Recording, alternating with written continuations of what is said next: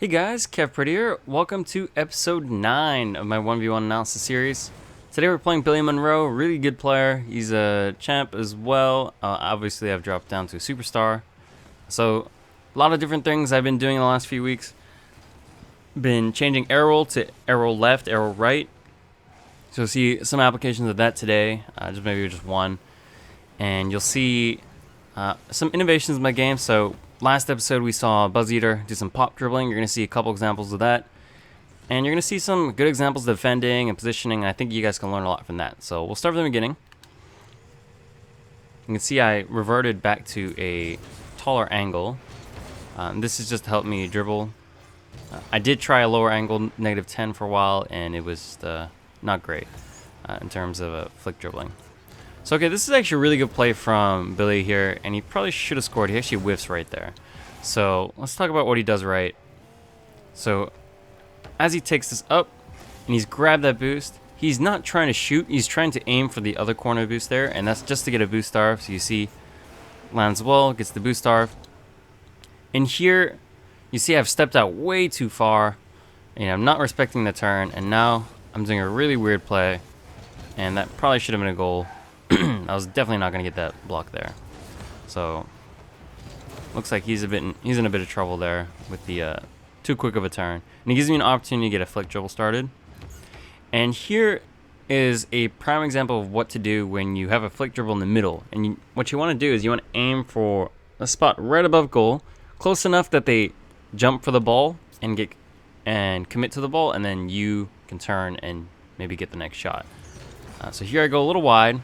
Too wide so that it doesn't commit the player, and so he's just able to take this ball down. So he never jumps, but if I had gotten him to jump, I would have been in a position to just turn this way, face the play, and then power slide boost turn and maybe get a shot in net. So just a small thing, but I probably just need to get that ball a little closer. And this is how you defend from these situations when an opponent is taking the ball from the back. So we'll go into fly cam.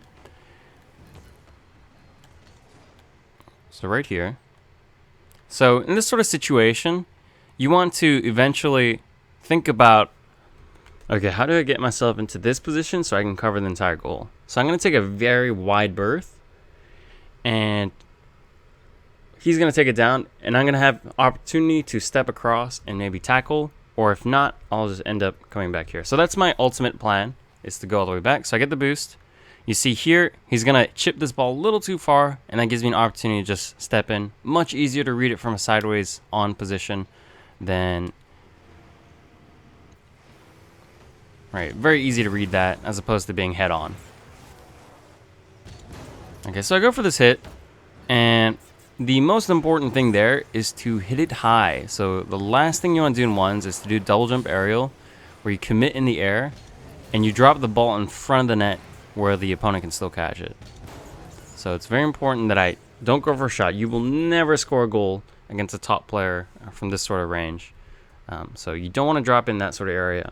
So I have my eyes on this boost. I want to hit it high so I can grab this boost, maybe get a boost starve going. That's my ultimate plan. Okay, so this gives me an opportunity to do that. Okay, I just missed there. And now I've given an out. And that's just a bizarre hit off the wall. But me with the double boost and out means he has 0 boost to do anything. So here, this is a good example of what to do, and you'll see me do this time and time again this game. For the longest time, I did not know how to shoot on a goal when players would line up at the post. So you see he's lined up right there, and let me go into this camera here. So what he's done here, and he does this quite a lot, is he'll get on the side of the goal. He'll have his boost behind him so that he can cover any spot in the goal. You can cover anything, basically. Maybe there's a little weakness there. But if you shoot a very tame shot, very lofted, slow shot, what will happen is they'll have to jump up, and they'll flip for the ball, and so they'll be occupied in this sort of area, and that means you can go grab this boost or whatever. They won't be able to generate a massive clear as if they were in this position. They would... and you get a huge clear towards your net. That's simply impossible because they're facing sideways. So that's the biggest weakness of that sort of approach. And you'll see myself, I'll just lift it. I'm able to get this boost. There's the boost starve. and I'm able to get this one as well. And really, this should be a goal. You see, I'm lacking the confidence to do the turn and clear. That's something I know I can do. It's still technically demanding, but a little turn and clear with a power slide boost turn would have been awesome to do here. You'll see that I don't even use boost, meaning I don't fully believe in my capability, and so I end up hitting it across. So I know he's completely out of boost, so he fakes to go for the boost. Now he's in this super awkward position, and I just pinch this ball upfield, grab that boost, and take it into net. So this is 100% a positioning error from Billy here. You'll see what he does wrong. He gets in the position where he's backwards, facing the ball. Facing away from the ball.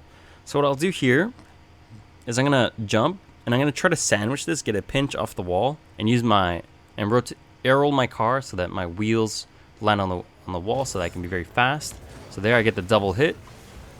And then I'm in a position to just grab this boost and take it in for a goal.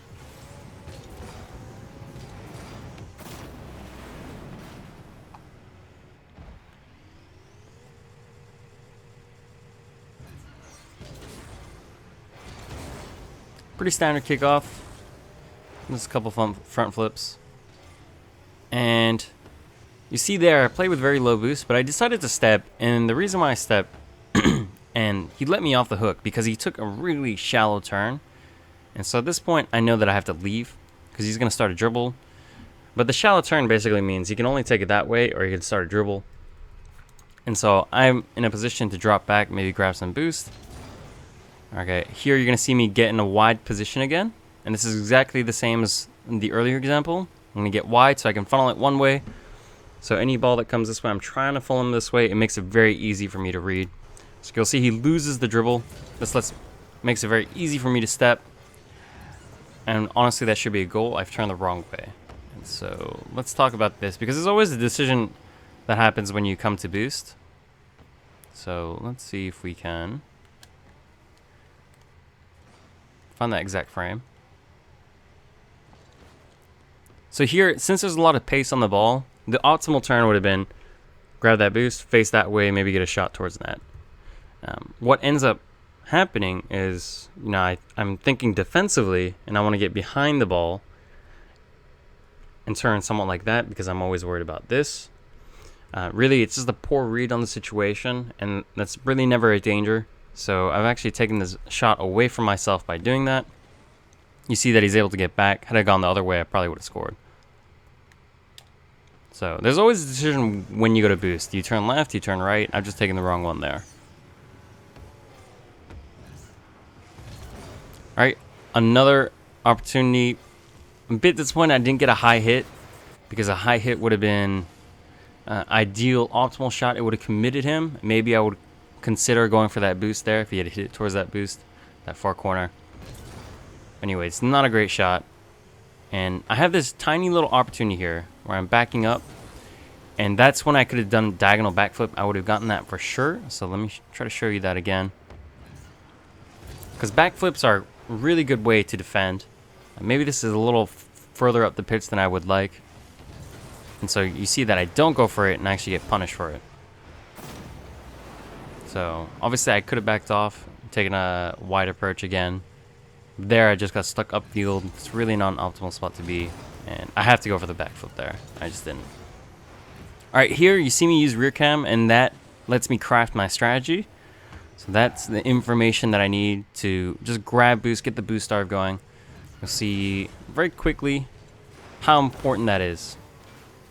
So here I want to know one thing. Is he going to go for the ball here, or is he going to go back for his boost? I use rear cam. He's flipped. That means I know he's going for the ball. So I'm just going to grab both boosts, get in a position to save. I'll give him the shot, but he's going to have 0 boost.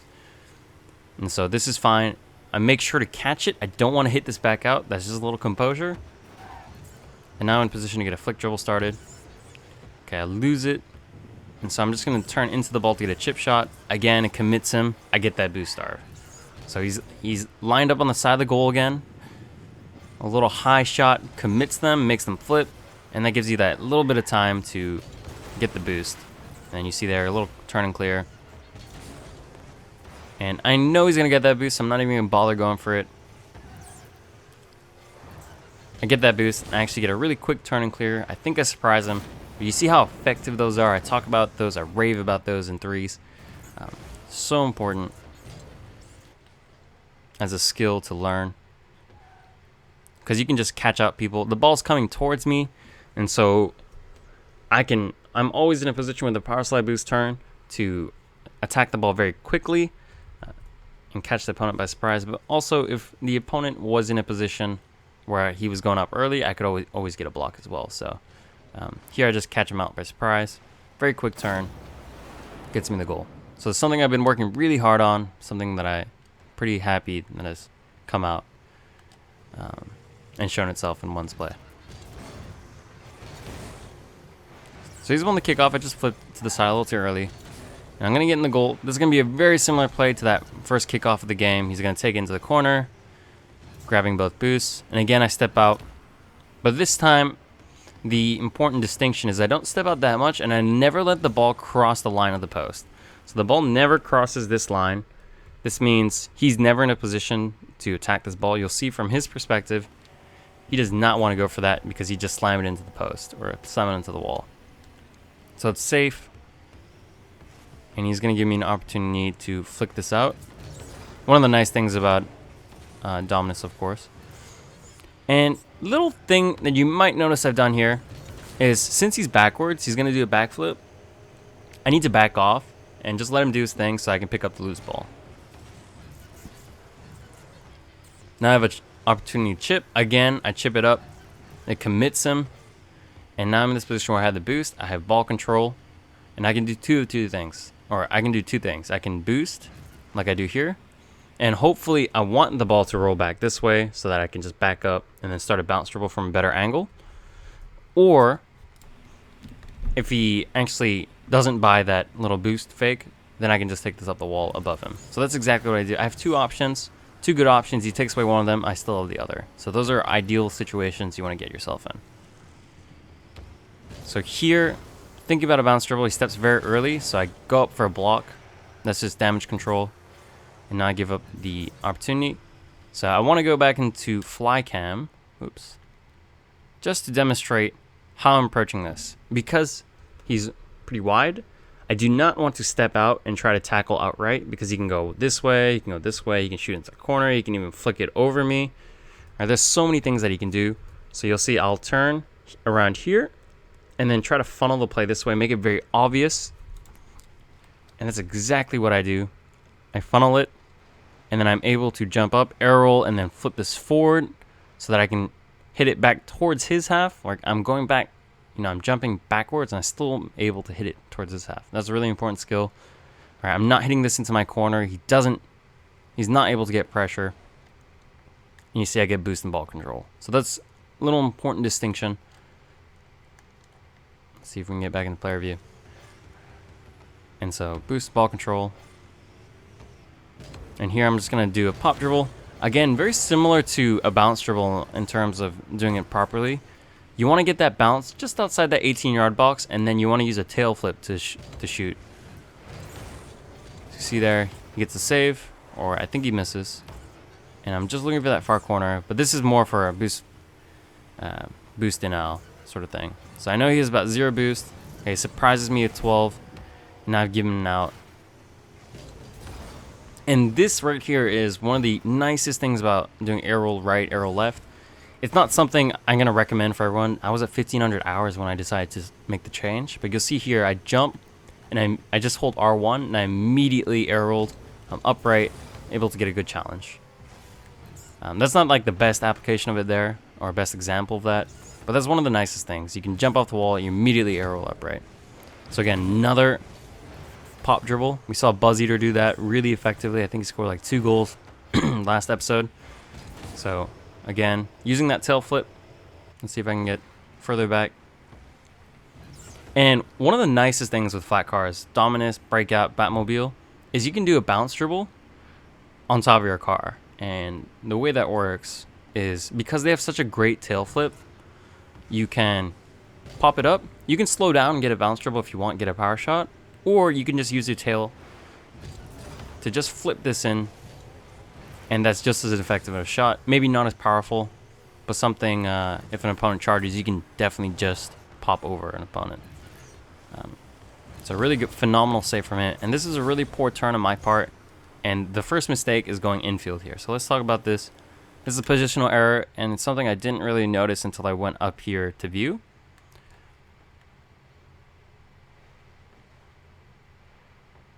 So as this ball is coming across, you have to start thinking about the trajectory. It's going to come here and it's going to bounce in.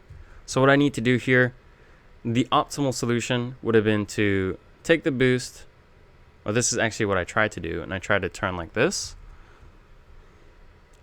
Right, this is the optimal turn, and then what I try to do is this, which is just way more inefficient. You know, I'm thinking about, oh, you know, I want to go towards net, but really this would have been the much better decision because I can get the boost, and basically I'm doing less turns. It would have been way more efficient. You'll see I go infield, go out, the ball basically surprises me with how far it comes out, and I'm able to get back, but it's not the best play. So let's go back into my camera.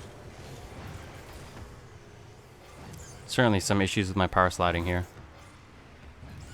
Wanting to get that boost when the ball position generally didn't allow it. So I'm able to get back with the flip, and this is safe here. Important I just get this hit because I do not want him to go for that boost again. Never dangerous. And here I have this opportunity. So I can either, one, go towards net and get in that sideways position where I can cover the whole entire net. So you see that right here. My plan is to go here, but I can always make a decision. If he hits a poor hit, I can always step. So that's exactly what happens. You see there, I can just step, and I'm taking this upfield.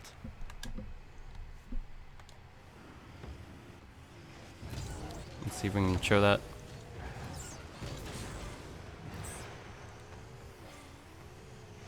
Generally, if a player's on the curve, they're not going to get that good of a hit. And here, this is a classic boost denial move. You hit this away from the goal. You get a power slide boost turn around it. Okay, I'm not going to get an angle for shot, but I really want to get this opponent's boost because I want to get the boost star. All right, he's got 0 boost. I've just committed him. I can do this, and we can keep going. Okay, I eventually clear it this way, which isn't optimal because he covered the inside really well. But now he's going to go for that boost, so I can just shoot it at him and see if I can catch him by surprise. And he actually controls that really well, pops it out, and that's the same positioning error as earlier. I got too far up, and we talked about Billy Monroe's decision earlier, where he didn't go for a hit because the ball never crossed that line of the post. And so I basically don't heed that advice. And I step for this ball near the wall, and it's just really poor because you see here, if I had stepped, and I could easily hit the ball, but I would just slam it into the wall, and that would give a breakaway goal up. So getting really close is just some hesitation on my part, not reading the situation fast enough. I'm not able to get back for the goal. So really poor. 2-2 with 20 seconds left. I was hoping to manage the game, see it out. But that's just poor decision making again. So here, he's caught me by surprise. And this is to do with not using rear cam. So I just used ball cam here, and I thought I saw him flip away from the ball in terms of my peripherals. Catches me by surprise with this quick hit. So this is why half flips are important. You can make up for positional errors by getting back really fast. I get the demo off the half flip. And I'm in this position where with a flat car, if you're underneath the ball, you can always jump and flick it with your tail. That's exactly what I do just to get up above. And I'm able to just get that on the back left of my car to control inwards towards net. So that gets me the goal. That's one of the nicest things about flat cars. That's why I like using them recently. So Dominus getting a comeback in terms of, I haven't used it since I was like at 500 hours. So the last 1,000 hours I've been at with a Octane. So you saw a few things. You saw me trying to innovate, add new layers to my game. So the air roll, you saw one challenge there. You saw a couple pop dribble attempts. You saw a turn and clear right there. So there's a lot that I've been working on to improve my ones. Previously mentioned in my update video that I felt like I'd stagnated, so that's a really positive sign. I actually finished the game with 9-1 shots, which is really impressive since Billy's such a great player. But most of them, you have to remember, were they're really tame shots on net, and those were to get a boost starve, right? Because he's parked alongside the net, so that shows you how to shoot on net in those sort of situations. And we saw a few examples where I shadowed really well from the front and funneled the play into one direction, which makes it very predictable for you to save. So overall, I thought I played a very solid game against a really good player. Hopefully you guys learned a lot, and have a good one.